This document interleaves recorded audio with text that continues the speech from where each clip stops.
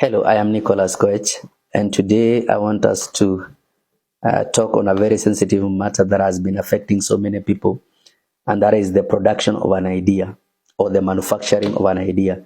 Where do ideas come from? Because there are so many people who have got so many ideas, be it business idea or even career ideas, and there are people also who don't have any single idea. So people have been asking me, Nick, where do you get some of the ideas that you share?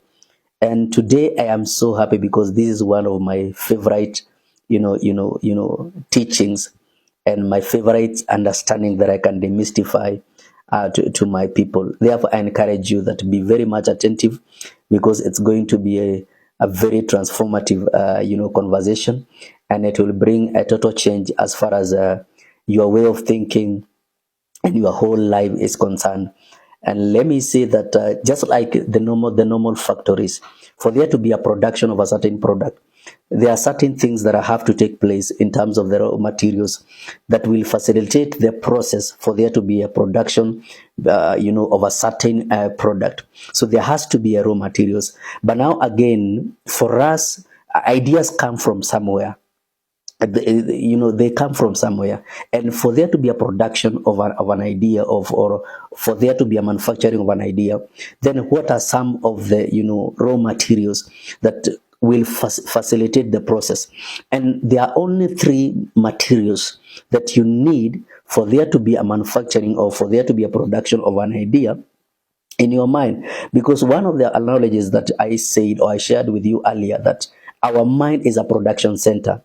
So, and one of the things that our mind produces, it is an idea.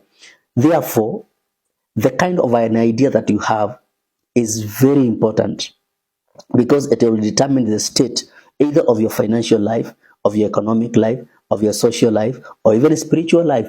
And there are only three materials that are responsible for a production of an idea. And number one is what we call the knowledge, two, understanding, and three, wisdom.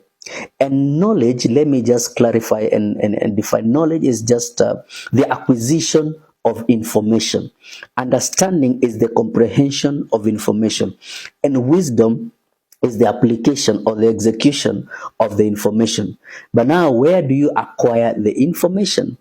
Information you acquire from reading books, not only just any other book, but books that are constructive, books that will, bring development in your various aspects of life. Be it if you want to grow in your financial life, then make sure that you are reading books that will advance your financial intelligence.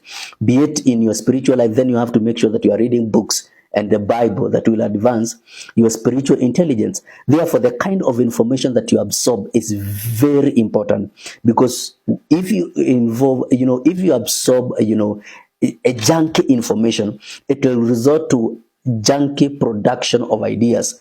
These are ideas that cannot make a difference as far as your financial life is concerned.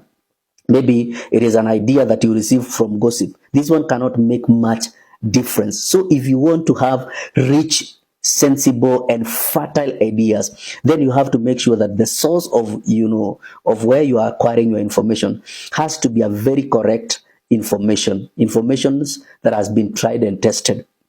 And number two, about the understanding, you have to make sure that you understand very well maybe the subject. Be it in the business, you have to have a clarity in terms of understanding the subject of business, understanding the subject of finance. So there has to be a total, clear understanding for there to be a production of an idea.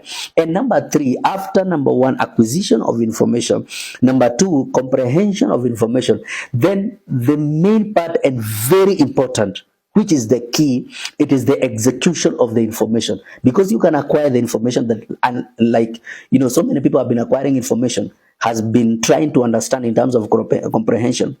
But then when it comes to execution part of it, this is where they sabotage themselves. This is where they sabotage, their own financial lives. This is where they sabotage their own families. This is where they sabotage their own institution, their own organization, simply because they acquired that information, sensible and viable information. Maybe they went for a seminar. Maybe they went for a conference. Maybe they read a very good book from these good people who have been tried and tested in terms of their businesses and their financial world.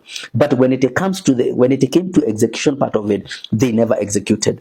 So if you really want to have idea production, these are three main things that you have to really make sure that you are part of it diligently, day in, day out, making sure that you are acquiring information. Number two, making sure that you are comprehending the information. And number three, making sure that you are executing the information. Because once you execute, there'll be a difference. If you don't execute, there'll be no any single, difference, simply because you acquired information, trying to understand, but you never executed. So what makes total drastic difference? It is the execution part of it. It's been your friend and coach, Nicholas Koech. See you at the top.